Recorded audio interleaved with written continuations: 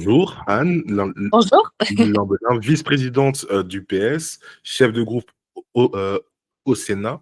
J'ai pu voir hier qu'il y a eu qui- quelques critiques envers le Premier ministre Bart De Wever par rapport à sa venue euh, au, euh, au, euh, au Sénat. Est-ce que tu serais du coup mieux nous éclairer? Oui, absolument. Donc, en fait, on a un texte qui a été déposé par un sénateur, donc NVA, Monsieur Van Loo, précisément, qui vise à la suppression pure et simple du Sénat. On en parle beaucoup dans les médias aussi pour le moment. Et donc, ce texte, il a été déposé, c'est par le législatif. On a un Premier ministre qui est venu en commission pour parler de sa position aussi sur la suppression du Sénat.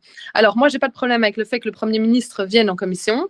Il a le droit de venir à toutes nos commissions institutionnelles. Mais par contre, j'ai un problème quand on lui donne la parole avant les sénateurs, à savoir comme s'il présentait son projet de loi. Mais ici, on est dans une proposition de modification de la Constitution. Or, on a vraiment le sentiment que c'est un projet de Bart De Wever, c'est son projet à lui, il veut supprimer le Sénat et c'est le projet d'un nationaliste flamand et c'est le premier projet finalement de modification de la Constitution qui va vers potentiellement, c'est un média qui a titré ça récemment, un séisme constitutionnel pour la Belgique parce qu'on connaît les intentions de la NVA depuis le départ et on sait ce que la NVA veut faire avec la Belgique finalement. Et donc, moi, j'ai pas de problème à discuter de la réforme du Sénat, de la transformation d'un Sénat, même de la suppression d'un Sénat, si on en fait quelque chose et qu'on fait les choses correctement. Donc, au Parti socialiste, par exemple, dans notre programme en 2024, oui, on avait écrit qu'on était pour la transformation du Sénat en chambre citoyenne. C'est un projet qui pourrait... Enfin, en fait, on a une opportunité devant nous pour faire ce type de projet, pour le mettre en œuvre. Il y a des études qui sont en cours pour le moment sur vraiment la constitution d'assemblée citoyenne en Belgique. Mais pourquoi est-ce qu'on ne saisit pas l'opportunité pour réfléchir à ce type de projet? Mais le texte de la NVA, il ne vise pas du tout ça. Il vise à une suppression pure et simple. Et hier, ce qui m'a vraiment profondément choquée, c'est de voir que même quand on demande des auditions au président du Sénat, qui fait partie des engagés, Monsieur Blondel, eh bien, on n'ose pas vraiment nous dire oui, ok, on va procéder à l'audition d'experts et on va faire les choses correctement, parce qu'on est complètement soumis au bon vouloir de la NVA et des nationalistes flamands. Et donc, moi, ça, je ne peux pas être d'accord avec ça.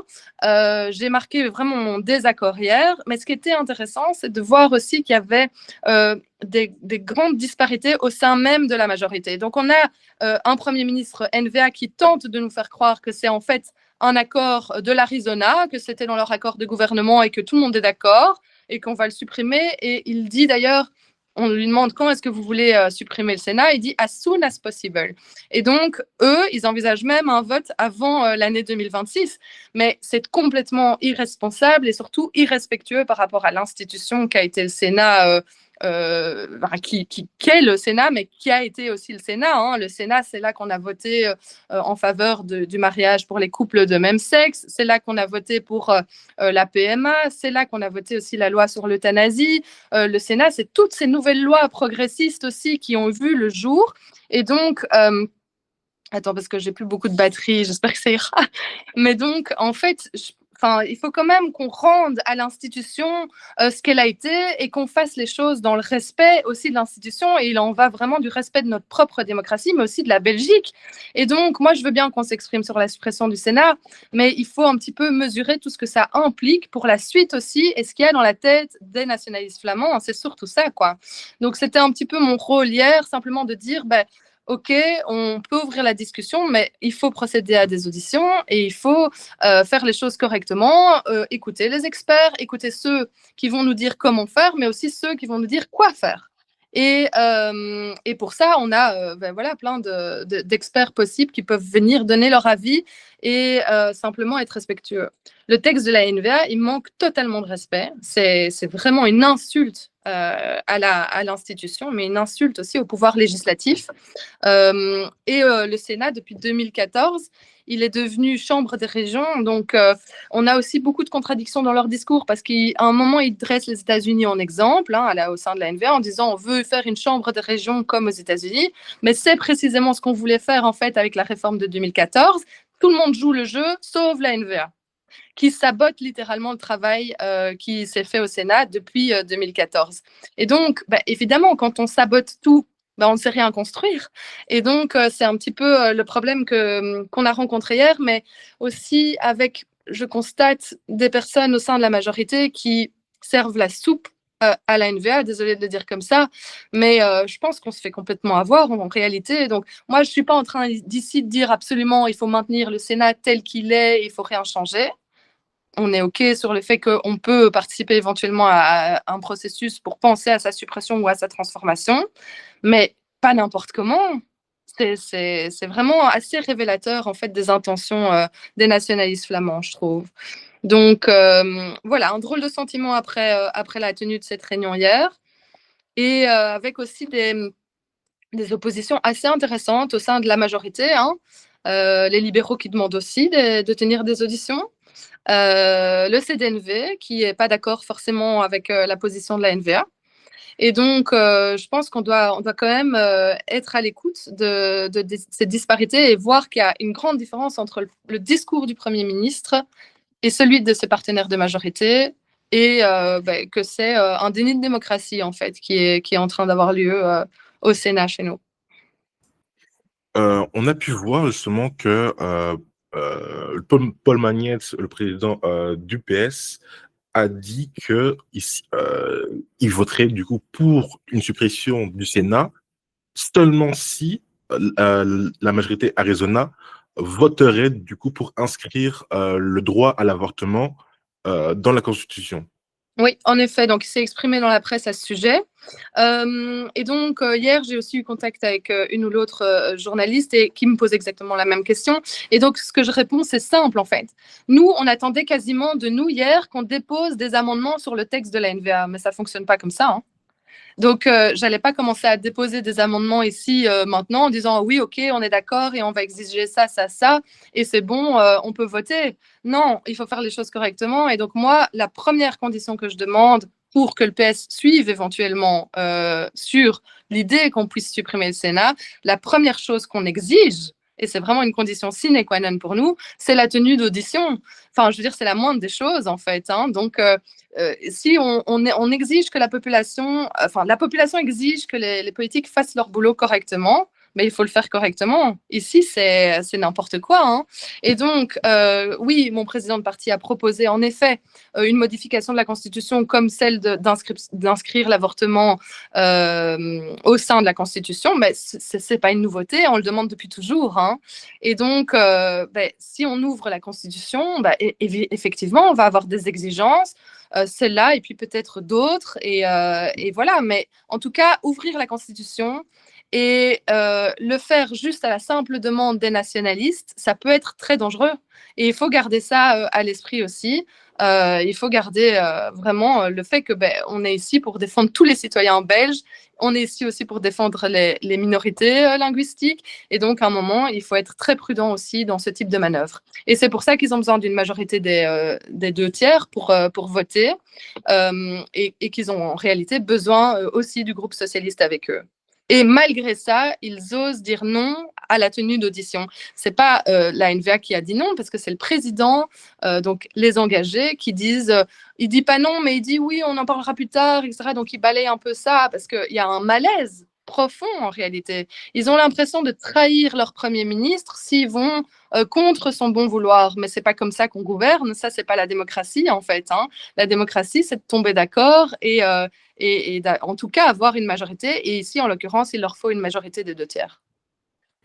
Dernière question, à quoi servirait du coup une assemblée citoyenne? Parce que tout le monde en parle, mais les auditeurs qui me suivent, du coup les plus jeunes, ne voient pas forcément à quoi ça servirait. Donc ici, on est vraiment dans l'après. C'est une option possible, mais je trouve que voilà, on est dans un moment très important pour la confiance démocratique qui se voit complètement ébranlée, hein, et on peut le dire, c'est pas évident. Et donc, on a vraiment ici l'opportunité de mettre quelque chose en place pour faire entrer vraiment des mécanismes de démocratie participative, voire directe, au sein de notre propre démocratie représentative. Donc, c'est intéressant. Il y a des études vraiment intéressantes qui sont en cours, des livres aussi qui existent, hein, comme Van Reybrouck, qui a écrit un livre très intéressant sur le sujet et qui est encore en train de participer à une étude aussi à ce niveau-là. Donc, on peut envisager une audition au Sénat pour voir quoi faire après.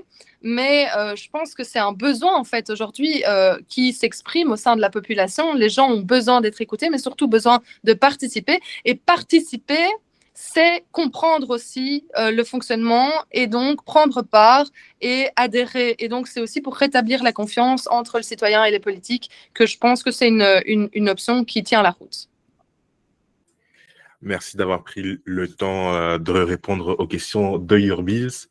On vous remercie et on vous souhaite tout le meilleur dans cette suite d'affaires constitutionnelles assez compliquées, on va pas se mentir. Merci de t'intéresser au sujet, en tout cas, c'est super. Merci, au revoir. Au revoir. Voilà. Super.